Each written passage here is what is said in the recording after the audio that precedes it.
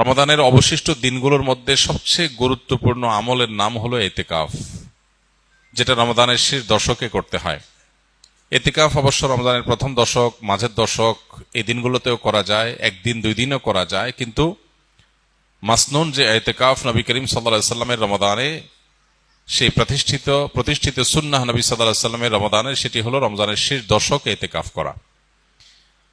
শেষ দশকের ইতিকাফ সম্পর্কে মা আয়েশা রাদিয়াল্লাহু তাআলা আনহা বলেছেন, কানা নবী সাল্লাল্লাহু আলাইহি সাল্লাম ইয়াতাকিফুল আশরাল আওয়াখির মিন রমাদান হাত্তা তাওয়াফাহুল্লাহ। নবী করিম সাল্লাল্লাহু আলাইহি সাল্লাম রমাদান ফরজ হওয়ার পর থেকে নিয়ে যে রমজানের শেষ 10 দিন ইতিকাফ করতে শুরু করেছেন, তার ওয়াফাত পর্যন্ত, মৃত্যু পর্যন্ত প্রত্যেক বছর তিনি রমজানের শেষ 10 দিন ইতিকাফ করেছেন।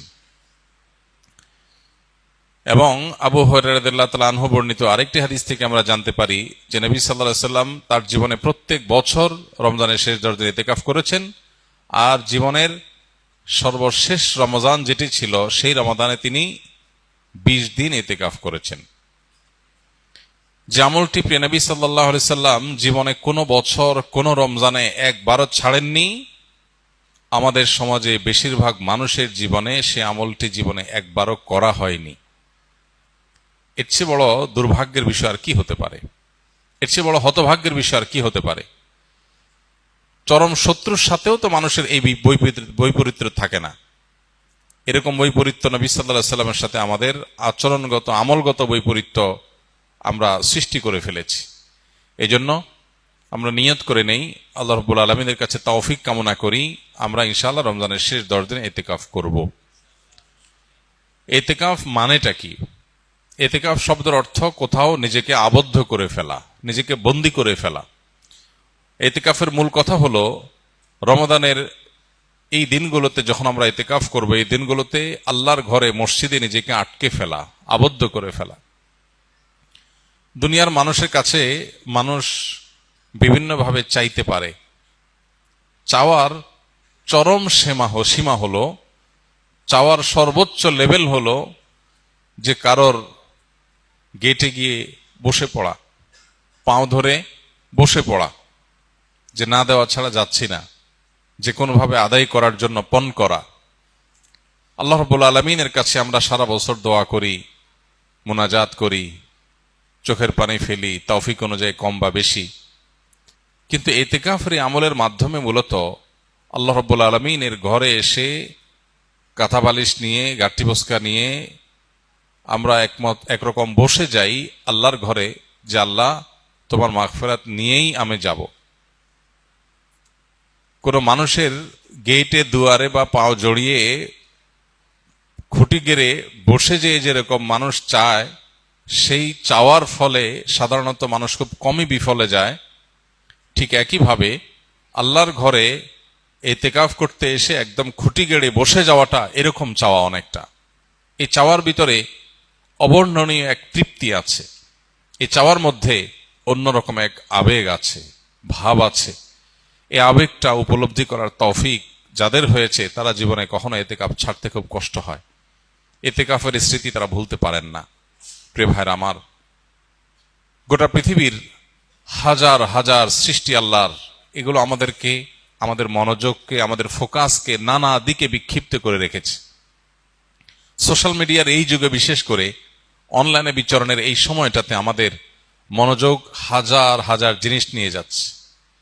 আমরা যখন সোশ্যাল মিডিয়া স্ক্রল করি, আমাদের সামনে কোনো একটা পোস্ট আসে, আমরা এই পোস্টটা দেখব কি দেখব না সিদ্ধান্ত নেই। স্ক্রল করে যাওয়ার পর বা স্ক্রল করে যদি কোনো পোস্ট সামনে আসে, আমরা যদি সেটা দেখি, তখন রিয়্যাক্ট করব কি করব না, সেখানে আমরা মনোযোগ দেই। কোনো পোস্ট আমাদের হাসি উদ্রেক করে, কোনোটা আমাদের কান্না পাইয়ে দেয়, কোনোটা দেখে আমাদের হয়তো বিরক্ত লাগে, কোনোটা দেখে আমাদের ভালো লাগে।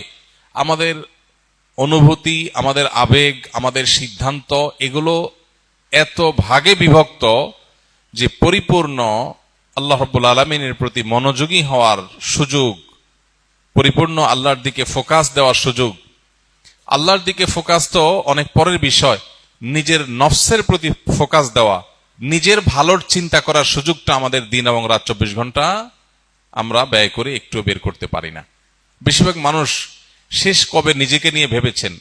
বয়স কত হয়েছে, গন্তব্য কোথায়, আমার কোথায় যেতে হবে, আমি কি আসলে জান্নাতে যেতে পারবো, আমি যে ট্র্যাকে আছি সেই ট্র্যাকের শেষ মাথা কি জান্নাত নাকি জাহান্নাম, আমার নিজের কল্যাণের জন্য আমি ভাবনার সুযোগ পর্যন্ত পাই না। আমরা এত ব্যস্ত, এই বস্তুবাদী পৃথিবী আমাদেরকে এত এঙ্গেজ করে ফেলেছে, এত ব্যস্ত করে ফেলেছে, নিজের জন্য সময় দেওয়ার সুযোগটা আমাদের নাই।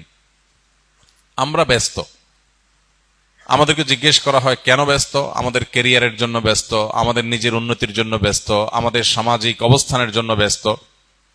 অথচ এই সব ব্যস্ততার আড়ালে আমাদের নিজের অনন্ত অসীমকালের যাত্রার, আমাদের রবের এই বিষয়গুলোর প্রতি ফোকাস বা মনোযোগ দেওয়ার সুযোগ আমাদের হয় না। এই বাস্তবতায় এই ইতিকাফ আরো বেশি আমাদের জীবনে রিলেভেন্ট এবং গুরুত্বপূর্ণ। এরকম বিক্ষিপ্ত মনোযোগ যখন কোন সমাজে চরম আকার ধারণ করে, আমরা 2 রাকাত নামাজ পরিপূর্ণ মনোযোগের সাথে, দুনিয়ার কোনো দিকে মনোযোগ যাবে না, পরিপূর্ণ আল্লাহর দিকে মনোযোগ থাকবে। আল্লাহ বলেছেন আকিমিস সালাতা লিযিকরি, তোমরা সালাত কায়েম করো আমার স্মরণের জন্য। আল্লাহ বলেছেন তার স্মরণের জন্য সালাত কায়েম করতে, নামাজ আদায় করতে। এখন আল্লাহর স্মরণ যেন হয়, এটা নামাজের উদ্দেশ্য। তারপর নামাজের মধ্যে আল্লাহর স্মরণ থাকবে। এখন আমাদের নামাজের অবস্থা হয়েছে এমন যে আল্লাহ ছাড়া সবকিছু স্মরণ হয়। 2 রাকাত নামাজ শুরু থেকে শেষ পর্যন্ত পরিপূর্ণভাবে পড়ব, কিন্তু মনোযোগ আল্লাহ ছাড়া অন্য কোনো দিকে যাবে না। এই চ্যালেঞ্জ আমরা কয়জন মানুষ নিতে পারবো? কয়জন মানুষ আমরা এই চ্যালেঞ্জ নিয়ে সফল হতে পারবো?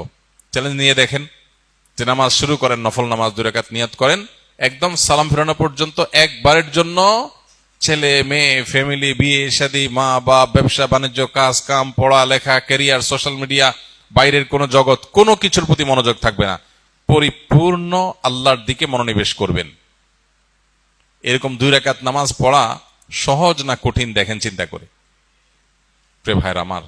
অথচ আমাদের দিনে কতগুলো রাকাত নামাজ পড়া লাগে, সেখানে 2 রাকাত নামাজেও আমরা এই মনোযোগ দিতে পারি নাই।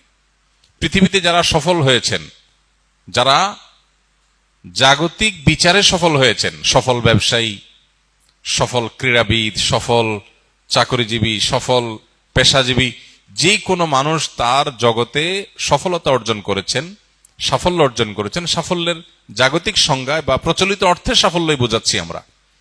এই মানুষগুলোর জীবনী, এই মানুষগুলোর লাইফস্টাইল, এই মানুষগুলোর যে সারা জীবনের অভ্যাস, এগুলোকে নিবিড়ভাবে পর্যবেক্ষণ করার পর অনেক গবেষকদের দাবি হলো সেই সব মানুষরাই জীবনে সবচেয়ে বেশি সফল হয়েছে যাদের জীবনে ডিপ আওয়ারের পরিমাণ, পূর্ণ মনোযোগের সাথে কাজ করার পরিমাণ যত বেশি, তাদের জীবনে সাকসেসের রেশিও তত বেশি।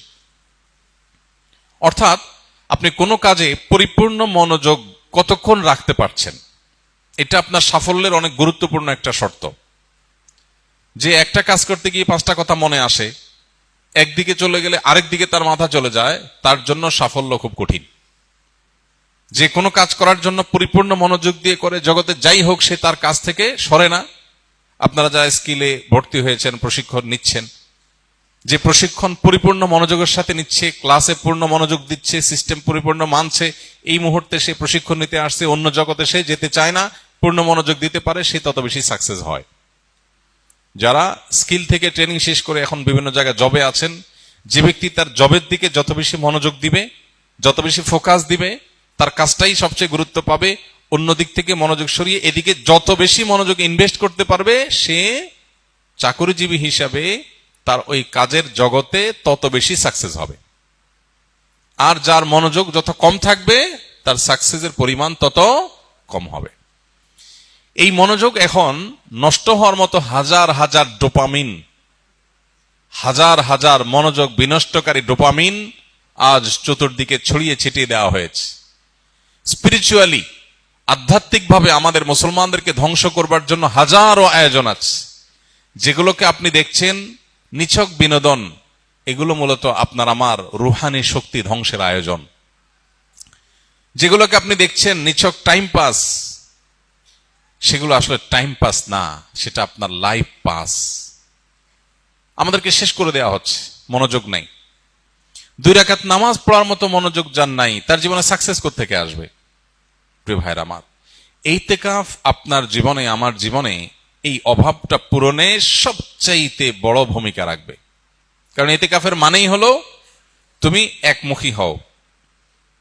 355 দিন তোমার ব্যবসা বাণিজ্য, কাজ কাম, ফ্যামিলি, সোশ্যাল মিডিয়া, তোমার আশপাশ, প্রতিবেশী, পরিবেশ ইত্যাদি ইত্যাদি, এগুলো নিয়ে হাজারটা কাজ নিয়ে তুমি ব্যস্ত ছিলে। 10টা দিন তুমি পরিপূর্ণ শুধু নিজের প্রতি মনোযোগ দাও, নিজেকে সময় দাও, নিজের আল্লাহর সাথে সম্পর্ককে নিবিড় করো, শুধু আল্লাহকে স্মরণ করো, একমুখী মনোযোগ দেওয়ার চেষ্টা করো। এই প্রচেষ্টার নাম ইতিকাফ। ইতিকাফ আমাদের জীবনের মিনিং চেঞ্জ করে দিতে পারে। ইতিকাফ আমাদের জীবনের অর্থকে পরিবর্তন করে অনর্থক জীবন থেকে অর্থবহ জীবনের ট্র্যাকে আমাদেরকে তুলে দিতে পারে। এই জন্য ইতিকাফের নিয়ত করবো তো ইনশাআল্লাহ।